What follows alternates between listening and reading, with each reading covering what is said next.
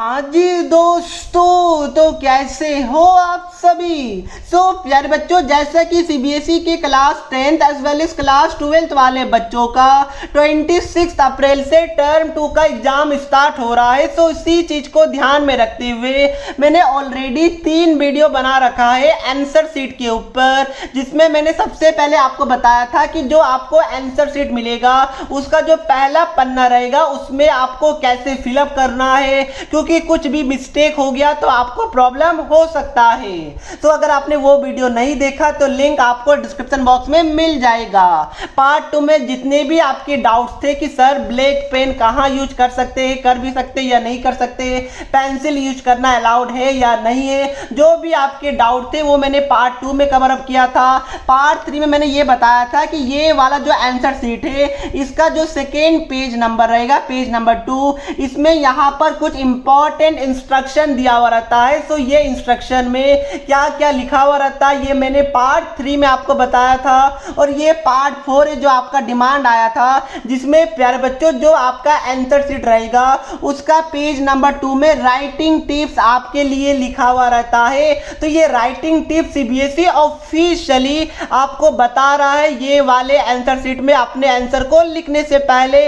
But जैसा कि exam के दिन टाइम काफी ज्यादा लिमिटेड होता है तो इतना टाइम आपके पास नहीं रहेगा कि ये सारे चीजों को आप पढ़ सके, इसलिए ऑलरेडी मैं वीडियो बना दे रहा हूं ताकि एग्जाम के दिन डायरेक्ट आप आंसर लिखे, ना कि ये सब इंस्ट्रक्शन पढ़े। तो प्यारे बच्चों, हमारे एफर्ट के लिए एक सब्सक्राइब जरूर कर दीजिएगा और एक लाइक करना मत भूलिएगा। तो मैं अब क्या कर रहा हूं, राइटिंग टिप्स देना आपको स्टार्ट कर रहा हूं। तो प्यारे बच्चों, थोड़ा सा मैं जूम कर लेता हूं, क्या क्लियरली विजिबल है एक बार मैं देख लेता हूं। Yes, I think it is now visible. तो प्यारे बच्चों, सबसे पहले सीबीएसई क्या बोल रहा है, एक एक करके सारे पॉइंट्स को एक्सप्लेन करूंगा।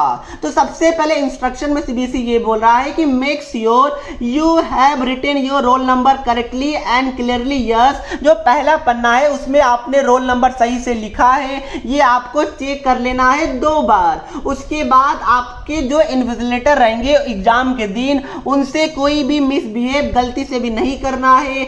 उसके बाद अगर आप लोग सप्लीमेंट्री सीट लेते हैं तो उसको प्रॉपर्ली टाई अप करना है, बांधना है रस्सी से, स्टेपलर से, जो भी सेंटर वाले आपको प्रोवाइड करेंगे। तो ये सब तो ठीक है। आप सीबीएसई ने टाइम मैनेजमेंट टिप बताया है, यस, ये ऑफिशियल है प्यारे बच्चों। OMR में आंसर शीट में आपका लिखा हुआ रहेगा, जब आपको मिलेगा तो आप देख लीजिएगा। तो आप देखिए टाइम मैनेजमेंट में सीबीएसई क्या बोलता है कि जो आपको स्टार्टिंग के 10 to 15 मिनट्स क्वेश्चन पेपर को रीड करने के लिए मिल रहा है, वो 15 मिनट्स में आप लोग प्रॉपरली क्वेश्चन पेपर को रीड कीजिएगा, ना कि बदमाशी करना है। वो 15 मिनट प्रॉपरली यूटिलाइज आपको करना है। दूसरा सीबीएसई ये बोल रहा है कि पहले इजी वाला क्वेश्चन अटेम्प्ट किया कीजिए। यस प्यारे बच्चों, मतलब क्या हो गया, थोड़ा सा मैं इसको छोटा कर देता हूं। देखिए मतलब ये हो गया कि सपोज ये मेरे पास सोशल साइंस का पेपर है, तो सपोज कीजिए आपके हाथ में पेपर आया, अगर आपसे क्वेश्चन नंबर 10, क्वेश्चन नंबर 11 नहीं बन रहा है तो ऐसा नहीं, या फिर आपको ऐसा लग रहा है कि 11 तो 12 काफी ज्यादा हार्ड है, तो ऐसा नहीं है कि आप इसको सोचते रह जाए कि यार 11th वाला इतना हार्ड है, बन ही नहीं रहा। ना, पहले जो इजी वाला क्वेश्चन है जो आपको आता है, जो आसानी से आप लिख दीजिएगा, पहले उसको अटेम्प्ट किया कीजिए। कॉन्फिडेंस आपका बढ़ाएगा, इस चीज को आपको ध्यान में रखना है। रखिएगा ना, ये सर जी रखेंगे, वेरी गुड। तो प्यारे बच्चों, जो अब हमारा नेक्स्ट पॉइंट है उसमें ये लिखा हुआ है कि do not spend excess time on any particular question. मतलब क्या हो गया कि कोई भी क्वेश्चन अगर आपसे नहीं बन रहा है, आंसर नहीं आ रहा है, प्रूफ नहीं हो पा रहा है, तो आप लगे हुए नहीं भाई प्रूफ करना, अरे नहीं एग्जाम है, आपका घर थोड़ा है कि जो आपको प्रूफ करना है, टाइम तो लिमिटेड है ना। तो इसलिए जो क्वेश्चन ज्यादा टाइम ले रहा है उसको उस टाइम के लिए स्किप कर दीजिएगा, एंड में हम लोग वापस आएंगे उस वाले क्वेश्चन में। उसके बाद सीबीएसई क्या बोल रहा है कि attempt all the question, do not leave any question. मतलब क्या हो गया कि आपको कोई भी क्वेश्चन छोड़ के नहीं आना है। सर मतलब ये हो गया, जैसे कि मैंने एक लिखा है, आपको दिखाता हूं। देखिए ये मैंने सपोज कीजिए कि क्वेश्चन नंबर 13 आपका साइंस के इलेक्ट्रिसिटी वाले चैप्टर से है। इसमें क्या था, एक न्यूमेरिकल दिया हुआ था, एक सर्किल सर्किट डायग्राम था जिसमें आपको क्या निकालना था, नेट रेजिस्टेंस निकालना था। अब सपोज कीजिए कि वो वाला न्यूमेरिकल आपको आता ही नहीं है, तो उस केस में आप क्या कीजिएगा, छोड़ दीजिएगा। क्या नहीं छोड़ना है, क्या करना, अगर आपका क्वेश्चन इलेक्ट्रिसिटी वाले सर्किट से क्वेश्चन है, आपको लग रहा है कि सीरीज और पैरेलल पे बेस क्वेश्चन है, तो आप लोग क्या कीजिएगा, फॉर्मूला लिख दीजिएगा। सीरीज में फॉर्मूला क्या होता है, नेट रेजिस्टेंस का R1 प्लस R2 होता है। प्यारे बच्चों बैटरी लो हो गया इसलिए लाइट थोड़ा सा कम हो गया, कोई बात नहीं।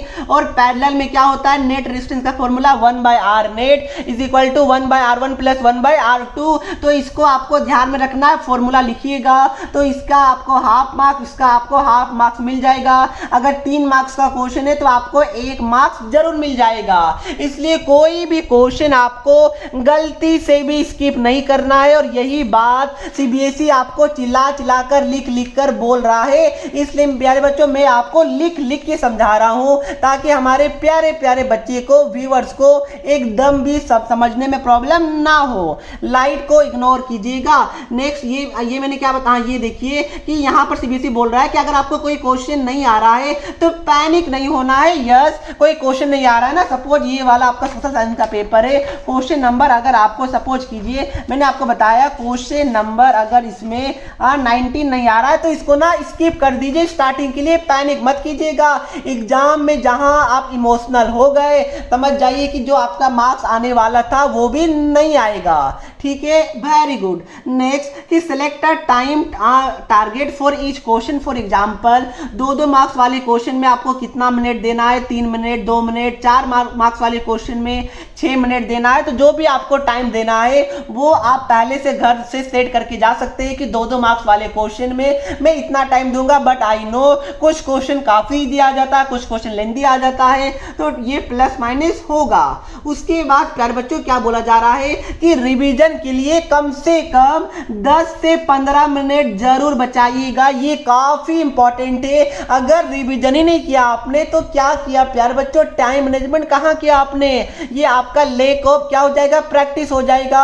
इसलिए टाइम मैनेजमेंट के लिए सबसे पहले आपको करना पड़ेगा 10 से 15 मिनट आपको बचाना ही बचाना होगा अगर आपको रिवीजन करना है। क्योंकि रिवीजन नहीं कीजिएगा तो आपका डेफिनेटली सिली मिस्टेक हुआ होगा। आप ह्यूमन है, रोबोट नहीं है।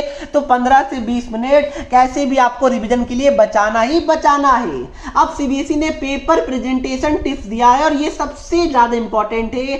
सबसे पहले आपका राइटिंग नीट एंड लेजिबल होना चाहिए, यानी कि नीट एंड क्लियर होना चाहिए। फॉर एग्जांपल मैं दिखाऊं तो देखिए ये राइटिंग कितना आसानी से विजिबल है। क्या कोई टीचर ऐसा होगा जिनको समझ ही नहीं आएगा कि भाई राइटिंग क्या लिखा हुआ? नहीं प्यारे बच्चों, राइटिंग ठीक ठाक और रीडेबल होना चाहिए। तो राइटिंग आपका क्लियर होना चाहिए। ऐसा ना हो कि समझ ही नहीं आ रहा आपने क्या लिख दिया, टीचर इरिटेट हो जाएगा तो वो मार्क्स काटेगा ही काटेगा। तो इसको ध्यान में रखना है। नेक्स्ट और ये सबसे इंपॉर्टेंट है, underline the important points with pencil. मतलब क्या हो गया, 95% बच्चे ये वाले पॉइंट को इग्नोर करते हैं। सबसे इंपॉर्टेंट पॉइंट है। आपको क्या करना, सपोज कीजिए ये आपका सोशल साइंस का एक क्वेश्चन था प्यारे बच्चों। अब देखिए इसमें आपको क्या करना है, पहला वाले में हमने क्या लिखा, रोल ऑफ पॉलिटिकल पार्टीज। तो आपको क्या करना है, जो इंपॉर्टेंट लाइन है, इंपॉर्टेंट वर्ड है, उसको पेंसिल, ये पेंसिल है, इस वाले पेंसिल से अंडरलाइन करना है। जैसे क्या हो गया, मैंने पहला रोल क्या लिखा या फंक्शन क्या है, पॉलिटिकल पार्टीज कंटेस्ट इलेक्शन। तो क्या कीजिएगा, जो ये कॉन्टेस्ट इलेक्शन है ना, इसको आप अंडरलाइन कर दीजिए। आगे पॉलिटिकल पार्टीज से public opinion with the help of pressure groups they launch movements for the solving of the problems face by public. तो इसमें क्या कीजिएगा, जो सबसे इंपॉर्टेंट वर्ड है वो क्या है कि पॉलिटिकल पार्टीज से पब्लिक ओपिनियन। तो इसको क्या कर दीजिए, पेंसिल से अंडरलाइन कर दीजिए। पेंसिल को प्रॉपर्ली शार्प कर लीजिएगा, ठीक है, शार्पनर से। उसके बाद अंडरलाइन कर दीजिएगा। तो ये सबसे इंपॉर्टेंट है। इसका काफी इंपैक्ट क्या पड़ेगा, सबसे अच्छा, सपोज आपके टीचर कोई कॉपी चेक कर रहा है तो सपोज ये 2 मार्क्स का क्वेश्चन है तो टीचर क्या करेगा, हाँ कंटेस्ट इलेक्शन, यस, टीचर ये वाले चीज को साइन करेगा। 1 मार्क्स से पब्लिक ओपिनियन ये वाले पॉइंट को देखेगा और 1 मार्क्स यहाँ पर 2 में 2 आपको दे देगा। यही होता है अंडरलाइनिंग। मतलब क्या हो गया, आप जो कॉपी चेक करें, जो टीचर आपकी कॉपी को चेक करेंगे, उनको आप बोल रहे हैं कि ये वाले वर्ड को आप रीड कीजिए और आपने ऐसा वर्ड हाईलाइट किया है पेंसिल से जो काफी ज्यादा इंपॉर्टेंट है, जो आप चाहते हैं कि टीचर पढ़े, क्योंकि टीचर के पास भी टाइम कम होता है। तो टीचर क्या किया, टीचर ने ये दोनों पॉइंट को देखा, एक एक मार्क्स स्टेप मार्किंग किया, 2 में 2 आपको दे दिया। तो ये वाला पॉइंट गलती से भी इग्नोर नहीं कीजिएगा। हाईलाइटेड वर्ड को आपको अंडरलाइन करना ही करना है पेंसिल से, इसलिए मैंने, और ये कब कीजिएगा, एंड में कीजिएगा, स्टार्टिंग में नहीं। जो लास्ट का 15 मिनट आपका जो रिवीजन के लिए बचेगा ना, उसमें रिवीजन भी करते जाइएगा और मेन मेन वर्ड को हाईलाइट भी करते जाइएगा। ओके प्यारे बच्चों, मेन वर्ड मतलब क्या हो गया, वैसा वर्ड वैसा सेंटेंस जो आप चाहते हैं कि टीचर पढ़े, ताकि एक पॉजिटिव इंपैक्ट पड़ेगा, पॉजिटिव इंप्रेशन पड़ेगा। आई होप समझ में आया होगा। तो सबसे इंपॉर्टेंट लाइन है next, try answering in points rather than paragraph if possible. मतलब क्या होगा, देखिए मैंने आपको सारा कुछ लिख लिख के बताया ताकि समझ में आए। मैंने क्या किया, सोशल साइंस में मैंने क्या किया है, पॉइंट में लिखा है। देखिए 10 12 दोनों बच्चों के लिए, एग्जाम्पल में क्लास 10 का ले रहा हूं बट दोनों बच्चों के लिए है। तो देखिए यहाँ पर मैंने क्या किया है, पॉइंट में लिखा है यस, तो पॉइंट में लिखिएगा ना तो टीचर को आसानी होता है चेक करने में। अब आप क्या कर रहे हैं, पॉइंट में लिख ही नहीं रहे हैं, तो उससे क्या होगा, टीचर इरिटेट होगा। वो हो सकता है कि 5 मार्क्स में आपका 3 ही दे दे, क्योंकि आपने बड़ा सा पैराग्राफ में लिखा है, कभी नहीं सोशल साइंस ये सब में तो हमेशा पॉइंट्स के अंदर ही आपको आंसर को लिखना है। प्लीज ध्यान में रखिएगा, एक एक पॉइंट इंपॉर्टेंट है। उसके बाद do not decorate the answer sheet. ऐसा ना हो कि भाई आंसर शीट को आपने बना दिया शादी का मंडप, ऐसा नहीं करना। ज्यादा कलर यूज नहीं करना, only blue pen and pencil. Underline करने के लिए ब्लैक पेन अलाउड नहीं होता है। उसके बाद देखिए इसमें क्या लिखा हुआ है, ऐसा ना कीजिए कि आप ओवर कटिंग, इतना आपने कट कूट अनक्लीन कर दिया, लिख रहे काट रहे हैं, तो ये सब ना कीजिएगा, प्रॉपर लिखिएगा। ठीक है प्यारे बच्चों, इसका मतलब ये है नेक्स्ट कि must make sure there is proper space between the words. मतलब क्या हो गया, वापस सीधा एग्जांपल ना समझ में आता है ना इससे, इसलिए यार बच्चों मतलब क्या हो गया, सबसे पहले 2 वर्ड के बीच में ये प्रॉपर गैप आप लोग छोड़िएगा। यस, ऐसा ना हो कि आपने ऐसा लिख दिया, सपोज कीजिए मैं यहाँ, ये बस मैं आपको समझा रहा हूँ, सपोज आपने ऐसे लिखा सपोज लिखा आपने यहाँ से, 1 मिनट, ये आपने लिखा पॉलिटिकल पार्टीज। अब देखिए इसमें गैप ही नहीं है, तो ये क्या पॉलिटिकल पार्टीज एक ही वर्ड है क्या, नहीं ना, तो गैप तो दीजिए 2 के बीच में, जैसे मैंने यहाँ पर दिया है, गैप दीजिए। और देखिए अगर आपको कोई गलती हो गया, सपोज कीजिए आपने लिखा कि सपोज कि I am Avinash Kumar, suppose मैंने ये लिखा, ठीक है प्यारे बच्चों। अब सपोज कीजिए मैंने कुमार की जगह ऐसे लिख दिया KPMAR, गलती से मैंने P लिख दिया। अब क्या कीजिए, कुछ करना नहीं है आपको, बस ऐसे क्या कर दीजिएगा, ब्लू पेन से ऐसे कट कर दीजिए, दैट्स इट। और यहाँ पर क्या लिख दीजिएगा, कुमार। समझ में आया प्यारे बच्चों, ऐसा ना कीजिएगा कि ऐसे ऐसे ऐसे ऐसे पता नहीं क्या कर रहे हैं, लग रहा गुपचुप खा रहे या कुछ आटा आप लोग सान रहे हैं, मतलब ऐसे ऐसे नहीं कीजिएगा, सीधा एक लाइन कट कर दीजिएगा। आई होप समझ में आया होगा प्यारे बच्चों। सब्सक्राइब अगर अभी तक आपने नहीं किया तो कीजिए ना, मैं आपको पेपर प्रेजेंटेशन टिप्स बता रहा हूँ, और आप देख सकते हैं कितना इंपॉर्टेंट है, बच्चे को पता ही नहीं होता है, और ये सारा पॉइंट काफी ज्यादा इंपॉर्टेंट है। तो एक सब्सक्राइब और एक लाइक जरूर कीजिएगा, इसमें कंजूसी मत कीजिएगा। और हाँ, मैंने ब्लैक पेन यहाँ पर लिखा है, बट ब्लैक आपको यूज नहीं करना है, ओनली ब्लू पेन, याद रखिए, बार बार बोल रहा हूँ, ठीक है। ओके प्यारे बच्चों, हाँ एक चीज और मैं बताना भूल गया कि अगर आपके पास टाइम है तो हर एक आंसर के बाद, जैसे कि देखिए मैंने कितना लाइन का गैप छोड़ा है, 2 लाइन का, तो 2 लाइन का गैप जरूर छोड़ा कीजिएगा। ये आंसर शीट का कमी नहीं है, इतना पेज मिलता है ना कि हर एक बच्चे का 4-5 पेज बच ही जाता है कम से कम, ठीक है प्यारे बच्चों। तो आप क्या कीजिएगा, हर एक आंसर के बाद 2 लाइन का गैप छोड़िएगा, और पॉसिबल हो पाए तो हर एक क्वेश्चन के बाद पेंसिल से ना एक ऐसे लाइन खींच दीजिएगा। अब देखिए लाइन सीधा खींचिएगा तो बेटर होगा, नहीं भी खींचिएगा तो चलेगा, बट 2 लाइन का गैप जरूर छोड़िएगा। और जो ये अंडरलाइनिंग है, ये सब चीज आपको एंड में करना है, रिवीजन के टाइम में। स्टार्टिंग में पता चला कि यही सब करते करते आपका 4 क्वेश्चन छूट गया, तो इसको ध्यान में रखिएगा। ओके प्यारे बच्चों, आप लोग तो वैसे ही होशियार है। यस सर जी, हम लोग तो बहुत होशियार है, वेरी गुड। अब देखिए आगे वाला पॉइंट क्या लिखा हुआ है, आप about content, write precise answer and give reference to the text if possible. आप पता चले क्वेश्चन पूछा गया है मनी एंड क्रेडिट का और आप आंसर लिख रहे हैं नेशनलिज्म इन इंडिया वाले चैप्टर्स का, तो कोई वैलिड है? तो नहीं, तो इसलिए क्वेश्चन के अकॉर्डिंग आपको आंसर देना है। वर्ड लिमिट ना ज्यादा क्रॉस करने का फायदा नहीं है। 100 वर्ड लिमिट बोला, आप लिख दिए 200, क्या फायदा? 100 बोला है 120 तक कर सकते हैं चलेगा, 80 भी कर सकते हैं चलेगा, बट यार ज्यादा वर्ड लिमिट मत बढ़ाइए, कोई फायदा नहीं है। ज्यादा वर्ड के ज्यादा मार्क्स मिलते तो ये आपकी गलत फहमी है। टीचर को पैसा मिलता है कॉपी चेक करने का 20 से 25 रुपया, वो जल्दी से जल्दी कॉपी चेक करना चाहता है और आप जितना कम लिखिएगा उतना ज्यादा उनको अच्छा लगेगा, क्योंकि आसानी होगा ना चेक करने में। अब कम मतलब ऐसा नहीं है कि 100 वर्ड में बोला है आपने लिख दिया 40 वर्ड में, ऐसा भी नहीं करना है। उसके बाद क्या बोला जा रहा है कि क्वेश्चन को प्रॉपर्ली रीड कीजिए, उसके बाद ही आंसर को दीजिए। यस इंपॉर्टेंट है। और ये वाला लाइन ना काफी है, do not use slang words और SMS लैंग्वेज। बच्चे क्या करेंगे, प्यारे प्यारे बच्चे हैं, दिन भर फेसबुक और व्हाट्सएप में चैटिंग करते रहते हैं। बच्चे क्या करेंगे, लिखेंगे कि you are a bad boy, you are a bad boy, ठीक है बेचारे बच्चों। अब बच्चे क्या लिख दिए, यू। अरे भाई ये अलाउड है क्या? ये ओनली व्हाट्सएप और फेसबुक और इंस्टाग्राम में अलाउड है, ये आपका कॉपी में लिखना अलाउड नहीं होता है। यू ऐसे होता है क्या? यू यानी कि YOU, ये वाला यू ना, वो यू लिख दीजिएगा तो वो व्हाट्सएप वाला थोड़े काम आएगा, ये गलत हो जाएगा, टीचर काट देंगे मार्क्स को। तो प्लीज ध्यान में रखिएगा, टीचर को लगेगा बच्चा ज्यादा ही चलाता है फेसबुक व्हाट्सएप, इसका मार्क्स काटो भाई। तो इसलिए स्लैंग वर्ड्स या SMS लैंग्वेज यूज मत कीजिएगा, इंग्लिश फुल वर्ड लिखना, ठीक है। उसके बाद आपको बोला जा रहा है कि ग्रामेटिकल ज्यादा मिस्टेक मत कीजिएगा, स्पेलिंग मिस्टेक ये सबको अवॉइड कीजिएगा। तो यही था आपका पेपर प्रेजेंटेशन टिप्स, ज्यादा स्पेलिंग मिस्टेक नहीं करना है, हो सके तो ग्रामर करेक्ट रखिएगा। तो दोस्तों यही था।